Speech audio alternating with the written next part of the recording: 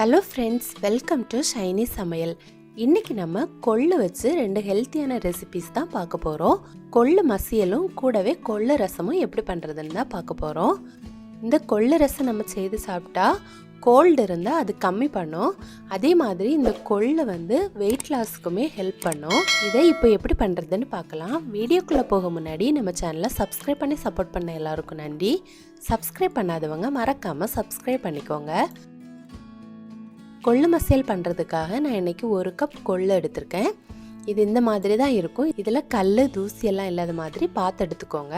அடுத்து இதை நல்லா கழுவி நைட்டு ஃபுல்லாக ஊற விட்டுடுங்க. அப்போ நல்லா ஊறி வரும். அப்படி டைம் இல்லைன்னா மினிமம் 5 hours ஊற வைக்கணும். அப்போ தான் கொள்ளு நல்லா ஊறி வரும். நான் நைட்டு ஃபுல்லாக ஊற வச்சு எடுத்திருக்கேன். இப்போ பாருங்கள், அது சூப்பராக ஊறி வந்திருக்கு.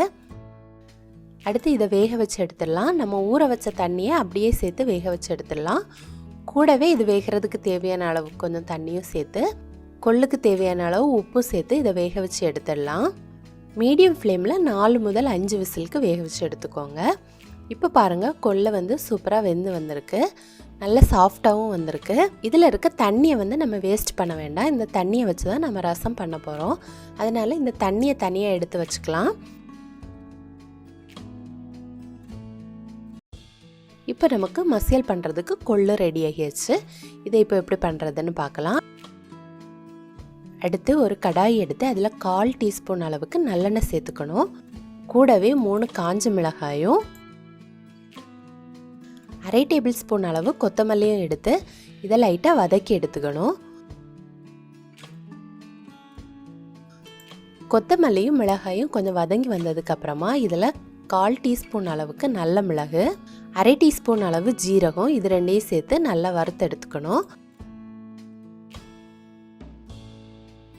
இப்போ 2 வதங்கின அப்புறமா நான் ஒரு 10 சின்ன வெங்காயம் எடுத்திருக்கேன். இதையும் சேர்த்து நல்லா வதக்கி எடுத்துக்கலாம். கூடவே 4 பல் பூண்டு, ஒரு கொத்து கருவேப்பிலை, ஒரு சின்ன தக்காளி கட் பண்ணி வச்சுருக்கேன். இதையும் சேர்த்து நல்லா வதக்கி எடுத்துக்கலாம்.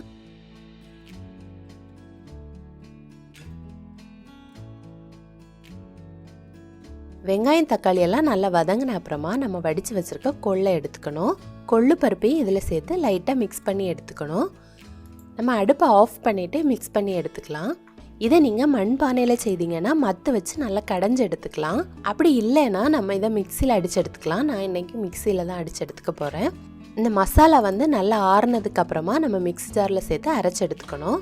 கூடவே நம்ம கொள்ளு வடித்து வச்சுருக்க தண்ணியும் சேர்த்து இதை கொஞ்சம் கொரப்பாக இருக்கிற மாதிரி அரைச்சி எடுத்துக்கணும். இதை ரொம்ப அரைச்சி எடுத்துடக்கூடாது. ஒன்றும் பாதியுமாக இருக்கிற மாதிரி கொரப்பாக அரைச்சி எடுத்துக்கோங்க. அப்போ தான் நல்லாயிருக்கும். இப்போ பாருங்கள், இந்த மாதிரி அரைச்சி எடுத்துக்கணும். அடுத்து இதை தாளித்து எடுத்துடலாம். கடாய் எடுத்து 1 டீஸ்பூன் அளவுக்கு நல்லெண்ணெய் சேர்த்துக்கணும். கூடவே 1/2 டீஸ்பூன் கடுகு, ஒரு காய்ந்த மிளகாய், ஒரு கொத்து கருவேப்பிலை,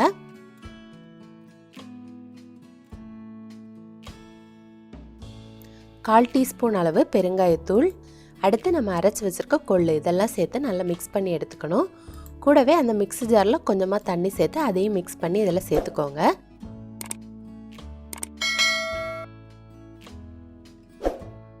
கொள்ளு வேக வைக்கும்போது உப்பு சேர்த்துருக்கோம். அதனால் இந்த மசாலாவுக்கு மட்டும் கொஞ்சம் உப்பு சேர்த்துக்கலாம். இப்போ இதெல்லாம் சேர்த்து லைட்டாக கொதிக்க ஆரம்பித்த உடனே நம்ம ஆஃப் பண்ணிடலாம். இந்த பதத்தில் நம்ம எடுத்துடலாம். இன்னும் திக்காக வேணும்னு நினைக்கிறவங்க தண்ணி கம்மியாக சேர்த்துக்கோங்க. கொஞ்சம் குழம்பு மாதிரி வேணும்னா நீங்கள் தண்ணி கொஞ்சம் அதிகமாக சேர்த்துக்கோங்க. நான் இந்த அளவு தான் சேர்த்துருக்கேன். இப்போ இது லைட்டாக கொதிக்க ஆரம்பிச்சிருச்சு. இந்த டைம் நம்ம எடுத்துடலாம். இப்போ நமக்கு சூப்பரான கொள்ளு மசியல் ரெடி ஆகிடுச்சு. இது ரைஸ் கூட சாப்பிட்டதுக்கு ரொம்ப டேஸ்ட்டாக இருக்கும். இது இட்லி தோசை கூட சாப்பிட்டுக்கலாம். இதை கோயம்புத்தூர் சைடு ரொம்ப ஃபேமஸாக பண்ணுவாங்க. அடுத்து நம்ம அந்த கொள்ளு வேக வச்ச தண்ணியில் கொள்ளு ரசம் எப்படி பண்ணுறதுன்னு பார்க்கலாம். முதல்ல ரசம் பண்ணுறதுக்கான மசாலா ரெடி பண்ணிடலாம். ஒரு மிக்ஸி ஜார் எடுத்து அதில் 1/2 டேபிள் ஸ்பூன் அளவு கொத்தமல்லி சேர்த்துக்கணும். கூடவே 1 டீஸ்பூன் அளவு ஜீரகம், 1 டீஸ்பூன் நல்ல மிளகு, 8 பூண்டு பல், ஒரு காய்ந்த மிளகாய், இதெல்லாம் சேர்த்து கொஞ்சம் கொரப்பாக இருக்கிற மாதிரி நம்ம அரைச்சி எடுத்துக்கணும். காரம் உங்களுக்கு அதிகமாக வேணும்னா நீங்கள் நல்ல மிளகு கொஞ்சம் கூட சேர்த்துக்கலாம். அடுத்து ஒரு கடாய் எடுத்து அதில் 1 டீஸ்பூன் அளவு எண்ணெய் சேர்த்துக்கணும். எண்ணெய் சூடான அப்புறமா 1 டீஸ்பூன் கடுகு, 2 காய்ந்த மிளகாய், 1 கொத்து கருவேப்பிலை, கூடவே நம்ம அரைச்சி வச்சிருக்க மசாலாவையும் சேர்த்து இதில் நல்லா மிக்ஸ் பண்ணி எடுத்துடலாம்.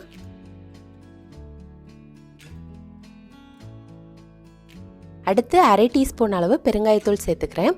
கூடவே நான் 2 தக்காளியை இந்த மாதிரி கட் பண்ணி வச்சுருக்கேன். இதையும் சேர்த்து நல்லா வதக்கி எடுத்துக்கலாம். இது வதக்குறதுக்கு ரொம்ப ட்ரையாக இருக்கும், அதனால நம்ம புளி தண்ணியை சேர்த்துக்கலாம். நான் ஒரு எலுமிச்சை அளவு புளி எடுத்து இந்த மாதிரி கரைச்சி வச்சுருக்கேன். இந்த புளி தண்ணியையும் இப்போ சேர்த்துக்கலாம். அப்போது இந்த புளி தண்ணியில் இருக்கிற பச்சை வாடையும் போயிடும். தேவையான அளவு புளி தண்ணி சேர்த்து அதை லைட்டாக கொதிக்க விட்டுடலாம். ரொம்ப நேரம் கொதிக்க விடணும்னு தேவையில்லை, 3 நிமிஷம் கொதிக்க விட்டு எடுத்தால் போதும். அந்த டைமில் இந்த தக்காளி எல்லாம் நல்லா வெந்துடும். அடுத்து நம்ம கொள்ளு வேக வச்ச தண்ணி எடுத்துக்கலாம். அதில் நம்ம ரசத்துக்கு தேவையான அளவு தண்ணி மிக்ஸ் பண்ணிக்கோங்க. இப்போ இதையும் சேர்த்து நல்லா மிக்ஸ் பண்ணி விட்டுடணும். கூடவே ரசத்துக்கு தேவையான அளவு உப்பும் சேர்த்து நல்லா மிக்ஸ் பண்ணி நுர வரும்போது நம்ம ஆஃப் பண்ணிடணும்.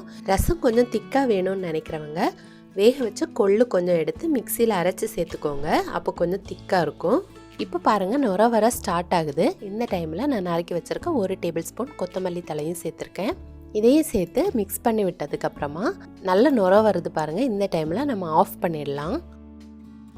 இது கொதிக்க எல்லாம் தேவையில்லை. இப்போ நம்ம இதையும் சர்வ் பண்ணிடலாம். இதில் கடைசியாக கொஞ்சம் வெல்லம் சேர்த்துக்கலாம். அப்போ ரசத்தோட டேஸ்ட்டு இன்னும் நல்லாயிருக்கும். கோல்டுக்கு இந்த ரெசிபி ரொம்ப இதமாக இருக்கும். நீங்களும் கட்டாயம் உங்கள் வீட்டில் ட்ரை பண்ணி பாருங்கள். ட்ரை பண்ணி பார்த்துட்டு எப்படி வந்துச்சுன்னு உங்களோட கமெண்ட்ஸை மறக்காமல் சொல்லுங்கள். இந்த வீடியோ உங்களுக்கு பிடிச்சிருந்தனா சைனீஸ் சமையலை மறக்காமல் சப்ஸ்கிரைப் பண்ணிக்கோங்க. தேங்க்யூ.